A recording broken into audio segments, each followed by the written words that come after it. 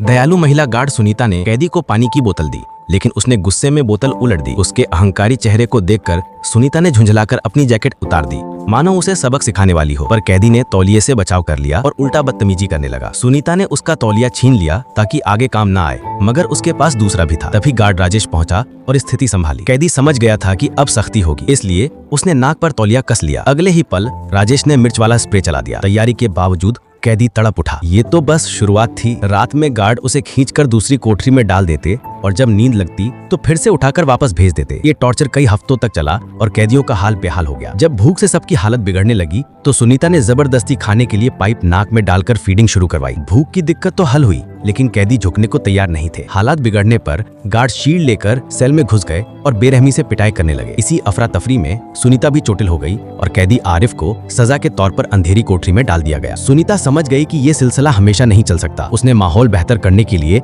कैदियों को किताबें देना शुरू किया, लेकिन बाद में पता चला कि जिन किताबों में औरतों की तस्वीरें होती उन्हें कैदी फाड़ देते। तब उसे बताया गया कि ज्यादातर कैदी अरब मूल के हैं और औरतों को अहमियत नहीं देते। सुनीता ने उनकी संस्कृति का सम्मान करते हुए हर किताब पर सफेद कपड़ा चढ़ाना और तस्वीरें हटाना शुरू कर दिया। इसके बाद कैदियों ने उससे तंग करना बंद कर दिया। धीरे धीरे आरिफ ने उससे बातचीत शुरू की। उसने सुनीता से हैरी पॉटर का 7वां भाग लाने की गुजारिश की। वो 5 साल से बंद था और बस कहानी का अंत जानना चाहता था। सुनीता ने साफ कहा कि जेल में ये किताब नहीं मिल सकती। असल में ये सारे कैदी 9/11 के बाद शक के आधार पर पकड़े गए थे। सेना के पास कोई ठोस सबूत नहीं था, बस शक कि ये किसी बड़े केस से जुड़े हैं। रिहाई का फैसला सिर्फ वार्डन की मर्जी पर था। सुनीता को जब आरिफ की फाइल मिली तो पता चला कि वो एक नामी यूनिवर्सिटी का ग्रेजुएट है। उसके लिए सुनीता का नजरिया बदल गया। दोनों के बीच बातचीत बढ़ने लगी। आरिफ ने महसूस किया कि वो बाकियों से अलग है। वो उसकी सुनती है और उसे एक इंसान समझती है। एक दिन खेल के दौरान सुनीता ने कहा कि अगर वो अच्छा परफॉर्म करे तो असली फुटबॉल ग्राउंड में खेलने का मौका मिलेगा। ये सुनकर आरिफ टूट गया। उसने कहा कि गार्ड्स हमेशा झूठे वादे करते हैं, टीवी दिखाने या छोटी छोटी सुविधाओं का लालच देते हैं, लेकिन असली हक नहीं देते। उनकी बातचीत देखकर मॉनिटर ने सुनीता को बुलाया